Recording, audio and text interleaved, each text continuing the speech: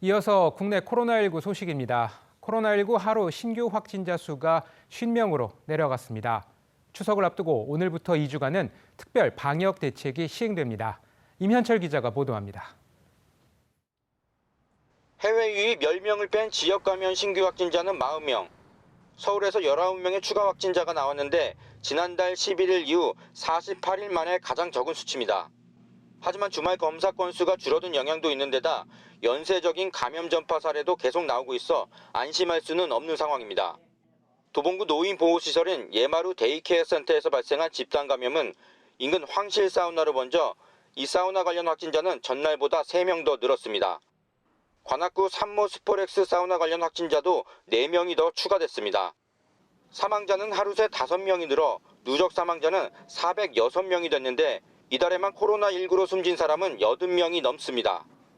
특히 수도권 유행이 본격화한 지난달 14일 이후 숨진 사람은 101명으로 4명 중 1명이 한 달 반 사이에 숨진 셈입니다.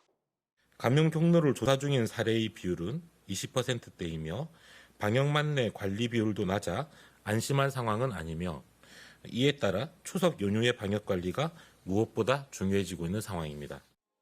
추석을 앞두고 오늘부터 다음 달 11일까지 2주간은 특별 방역 대책이 시행됩니다. 이 기간 대규모 지역 행사나 마을 잔치는 열 수 없고 스포츠 경기 역시 무관중 경기로 치러집니다. 수도권의 경우 11종의 고위험 시설은 집합 금지 조치가 유지됩니다. 클럽과 노래방, 실내 입석 공연장, 실내 집단 운동시설, 대형 학원과 뷔페 식당 등이 여기에 포함됩니다. 좌석이 20석이 넘는 식당과 카페, 제과점은 1m 거리 두기를 반드시 지켜야 하고 영화관과 공연장, PC방에서도 한 칸 뛰어앉기가 적용됩니다. 놀이공원과 워터파크는 사전 예약제를 통해 최대 수용 인원의 절반 이하만 입장이 가능합니다. 한시적으로 다시 문을 여는 시설도 있습니다.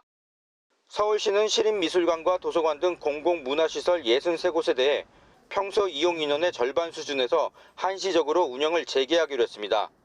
여의도와 뚝섬, 반포 한강공원의 일부 밀집 지역 통제도 추석 특별 방역 기간까지 유지됩니다. 다만 한강공원 내 축구장과 야구장 같은 실외 체육시설은 수해 복구가 완료된 시설부터 다음 달 5일부터 11일까지 선별적으로 운영하기로 했습니다. TBS 임현철입니다.